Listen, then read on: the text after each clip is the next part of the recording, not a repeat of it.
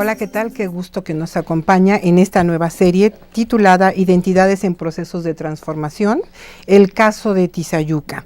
El título que nos llama el día de hoy del programa es Historia de Tizayuca, el origen. Quiero agradecer a mi fantastiquísimo panel. De veras, tengo gente de primer nivel aquí en el panel. El doctor Arturo Montero García, él es arqueólogo y arqueastrónomo, director del Centro de Estudios de Posgrados de la Universidad del Tepeyac. Muchas gracias, doctor. A la doctora Luz María Moar Betancourt, investigadora del Centro de Investigaciones y Estudios Superiores en Antropología Social. Muchas gracias, Luzma. Y a la doctora Karina Pizarro Hernández, investigadora de la Universidad Autónoma del Estado de Hidalgo. Muchísimas gracias. Y de primer nivel, porque ustedes van a ir viendo las cintillas que ellos, que van a ir pasando en el transcurso del programa. Y la arqueología, la arqueoastronomía. Bueno, a mí me resultó muy interesante cuando me invitaste porque está muy cerca de Teotihuacán. Y Teotihuacán, como un gran foco cultural del periodo clásico, debió de haber tenido una relación muy importante. Cuando recorrimos un poco en campo, lo recordarás cómo empezamos a ver material cerámico, pero todo esto fue en el sentido de ver una orientación del templo principal de Tizayuca, el cual tú me comentas que ya en alguna ocasión habías visto la orientación, y yo creo que aquí desde la arqueoastronomía nos resultó interesante ver cómo la orientación del templo corresponde a la traza de Teotihuacán. Entonces esto nos está hablando que se remonta a la misma traza, o sea, la misma urbanización de Tizayuca va a responder a un planteamiento que algunos le llamamos pan-mesoamericano, o sea, que en toda Mesoamérica se va a estar repitiendo mucho, no en todas las urbes necesariamente, pero sí en una gran cantidad se va a estar dando lo que se le llama la familia 17 grados, que si quieres más adelante sí, apuntamos qué es esto, pero hablando de estos orígenes, nos remontaría por la orientación, posiblemente, bueno, estoy seguro que para el preclásico, pero por lo menos en la planta de la iglesia, en su orientación, nos está llevando al periodo clásico. Claro, y en cuestión de...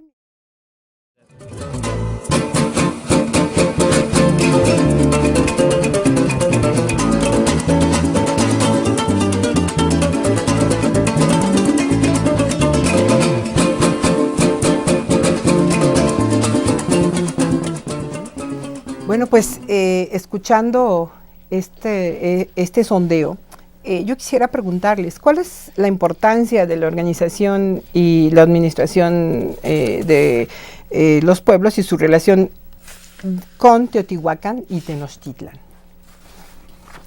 Bueno, no sé si quieres tú. No, empieza con Teotihuacán. Bueno, sí, empezando con Teotihuacán, la parroquia de la Transfiguración. Me sorprendió porque en Mesoamérica hemos encontrado una serie de alineaciones en las principales urbes ceremoniales. O sea, hay que considerar que la arquitectura prehispánica es una arquitectura que está viendo al paisaje, en donde es significativo los astros, la naturaleza. Entonces, no es una arquitectura como muy la nuestra occidental que ve hacia adentro. Nosotros vemos más hacia la decoración de los interiores. Claro que es importante, pero aquí va a ser muy relevante el exterior y la urbanización. Entonces Teotihuacán siempre nos ha fascinado por esa calzada de los muertos que guarda una alineación que durante mucho tiempo fue un enigma, porque ni estaba al norte ni estaba al este, parecía que daba un lugar que quién sabe qué pasaba, ¿no? Algunos encontraron que de la pirámide del Sol al de la Luna podíamos marcar una línea al norte, un poco desviada, 2 grados, con desviación al este del norte.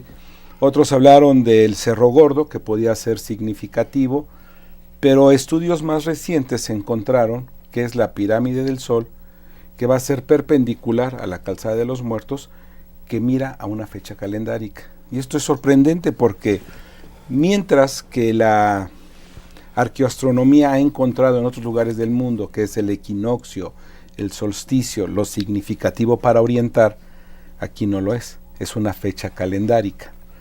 Así que apunta a 2 fechas importantes, 13 de agosto y 12 de febrero. Y uno dice, bueno, ¿y estas fechas qué tienen que ver? Pues encontraremos que en Sagún nos plantea que el inicio del año era el 2 de febrero, y dices, bueno, del 2 al 12 hay 10 días de diferencia.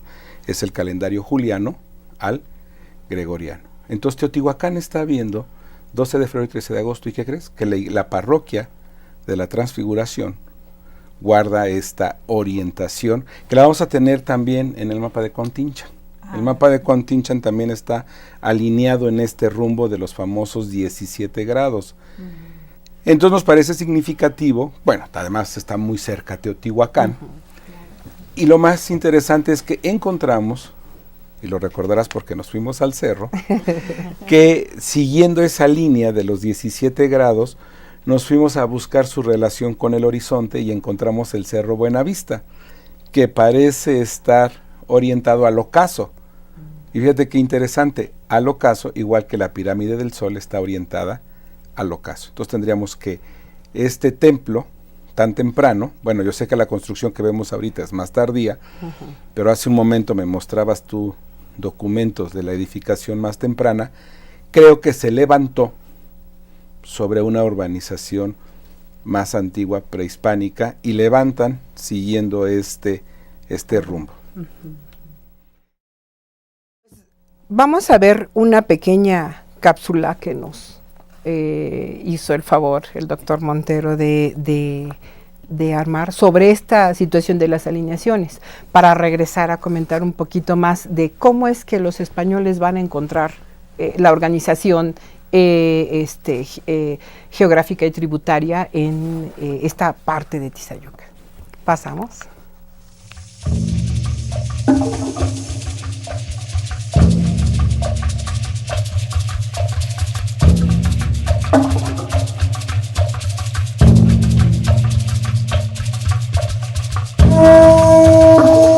Es muy interesante que Tizayuca, con un templo temprano, 1569, esté siguiendo una orientación muy similar a la que observamos en Teotihuacán. Sucede que la pirámide del Sol en Teotihuacán, después de múltiples controversias entre arqueoastrónomos, la propuesta que gana una mayor certidumbre es que la escalinata está viendo hacia el ocaso, justamente hacia el 13 de agosto, o sea, el día en que el sol se oculta y llega al horizonte, está alineado en la posición que la escalinata vería al sol directamente en el momento del ocaso, cuando se está ocultando. Lo trascendente es que la iglesia también tiene esta traza, nada más que la iglesia es la puerta, y esto nos resulta interesante. La entrada de la iglesia también nos da al ocaso para el día 13 de agosto. ¿Por qué es importante el 13 de agosto? Porque tiene como contraparte para amanecer el 12 de febrero.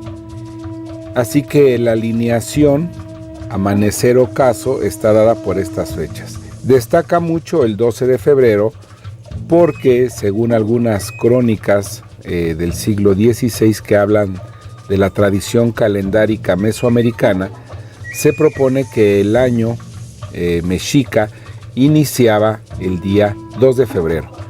Y entonces podría decir, bueno, del 2 de febrero al 12 de febrero hay 10 días de diferencia. Y sí, justamente los españoles que llegan al momento de la conquista vienen con un calendario juliano, pero después va a venir la reforma al calendario gregoriano en 1582.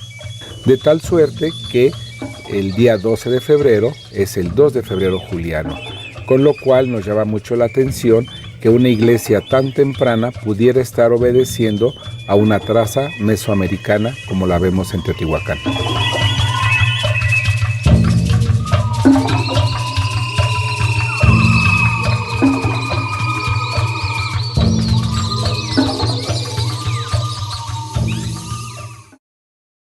Y en el caso de la iglesia, Arturo, o sea, ¿había algún espacio, o sea, entre la lógica que tú encontraste, la lógica teotihuacana, y esta organización de la iglesia?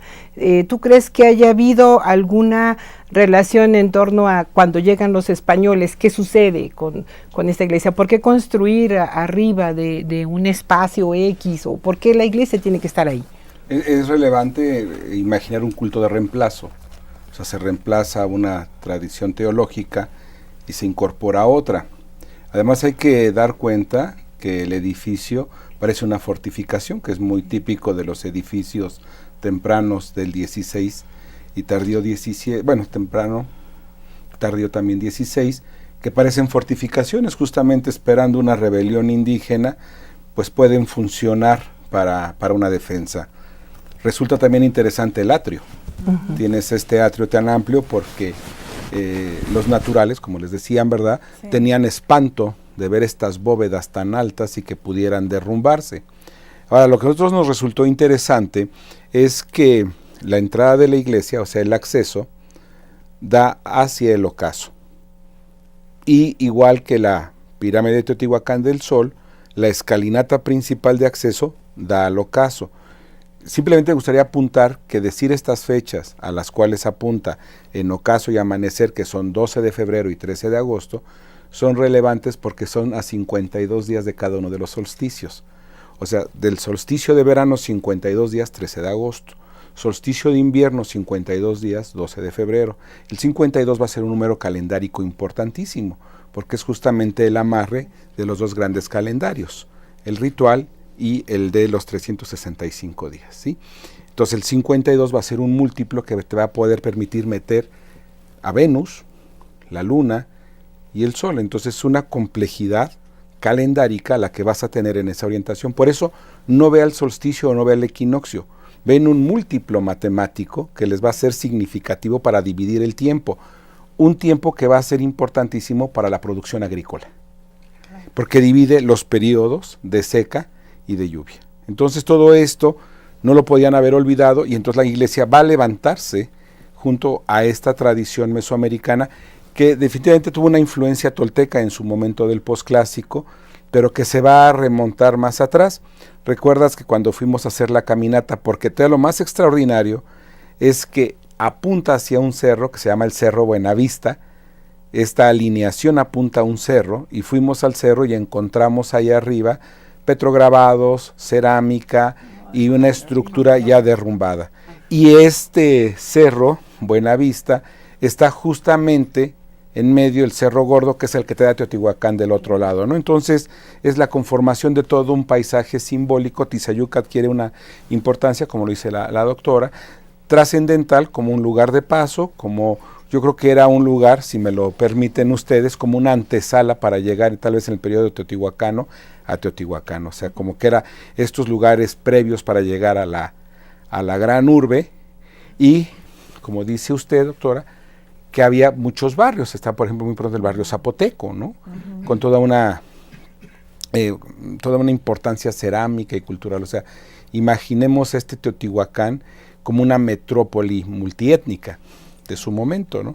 La metrópoli más grande de las Américas en su momento, con una población extraordinaria. Entonces imaginemos que estas poblaciones circundantes o en la periferia, ¿verdad?, uh-huh, de Teotihuacán, pues estaban impregnadas de toda esta sabiduría, de toda esta importancia política, teológica de Teotihuacán. Por eso hicimos el vuelo en globo, para ver Teotihuacán desde arriba y apreciarnos en este paisaje en donde Tizayuca está tan ligada a Teotihuacán y esta alineación pues nos parece significativa.